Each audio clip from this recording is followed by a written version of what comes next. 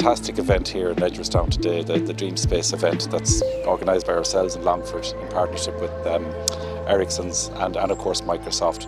And it's all about really giving the young people of Longford an opportunity to begin to kind of, take their first steps, for some of them anyways, in the whole area of technology and digital. Do you love the project? Yeah. Do you like the ice cream more than the project? Yeah. Really, from an Ericsson perspective, we are so invested in this programme because we believe like that room inside there is a room full of talent, a room full of possibilities and potential.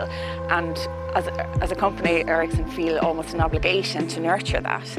A lot of them, maybe without the likes of programs like Dream Space, might never consider a career or an education in computer science or software engineering. And that's the mindset that we're trying to change. So we're trying to introduce STEM subjects to kids from as young as 8, and once they get introduced to it, if they have like a niche or a talent for it, then we can nurture that. We work with the teachers in both national school and secondary school to give them the tools that they need to really support the kids going forward. We bring them into Ericsson to the campus in Athlone for site visits and where they have an opportunity to meet the graduates, see the engineers in action, but also we give them an opportunity to do their own coding projects, which they love, and they get a real buzz out of it. You must be very proud to work in that job.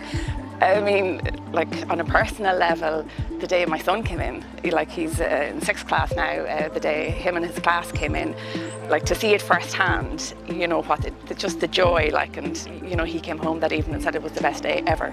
So it's, you can't but be proud of something like that. And that's really what it's all about for us, is growing talent locally, with a view to them coming to work for Ericsson or companies similar to Ericsson and actually staying in the Midlands and in the region. I did one, it was kind of like walkie-talkies sort of. Oh, cool. Yeah, and I did a little robot that goes up and down the sides of the roads and picks up rubbish.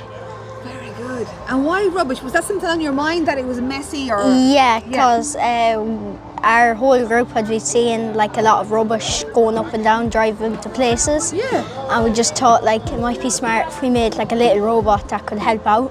So if there's a student that has autism or it's shy, then if they don't feel well, they can press a button, or if they need help, and the teacher will know to go over to them. It's about technology, it's about Longford, it's about Longford primary schools, it's about Longford kids, and it's about the future. We're hoping is that all these kids, there's 11 primary schools in there, that they'll go off into secondary schools and they'll look to study computer science. We've 9 secondary schools in the county, 2 of them already, and we've the teachers, our judges in there are teachers from the secondary school, computer science teachers from the secondary schools. They're going around meeting the kids, talking to the kids about their projects. The kids are they're in 6th class, most of them are 6th class. They're going to head off into secondary school now in September and they'll be working their way up. So it's brilliant. When you start seeing things come together, it really does give the kids from Longford an advantage. It really, really does. And it's thanks to the teachers, thanks to Microsoft, thanks to Ericsson's. The best way to predict your future is to create it now. That's really what we're doing here, it really is. So this is a project of reducing overfishing. So basically, whenever a fish touches the microbit, it counts as 1. And whenever it reaches 10, it sends an alarm that the EU quota has reached. What it's all about is giving these young people the opportunity to decide and to choose. I don't want to do computer science, or I don't want to do STEM because I've tried it out. I've tested it and it's not for me. Or, do you know what, I absolutely love coding. I had no experience with it before, but I did that Dream Space experience with Michael or the Dream Space team, or I took part in the Longford Dream Space showcase and I saw the project and I worked with my friends and I worked on this great project and I absolutely loved it, and that's why I'm going to pursue it.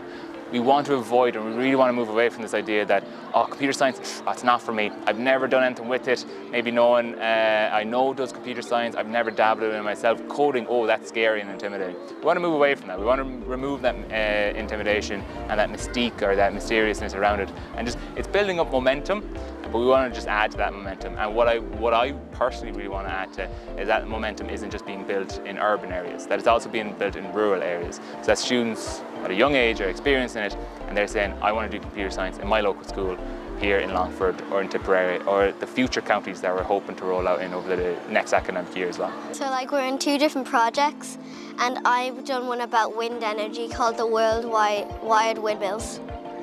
And my project is about preventing bottle banks from overflowing all the time. And basically it uses radio technology to send a message to the county council when it's almost full, so that it doesn't overflow. Well, my idea was, it's really annoying when you get in your car, you pack all your bottles, glass bottles, plastic bottles, and you drive all the way to the bottle bank and it's all full, like you're wasting your own energy and the car's energy at the same time. It's really annoying. Tell me about your idea. So my one is about because farmers live near windmills, and farmers sometimes live near neighbours that can get angry from the noise of the windmills during the night and the shadows from it. So farmers should be able to have permission to turn the windmills on and off. Just we're all working together.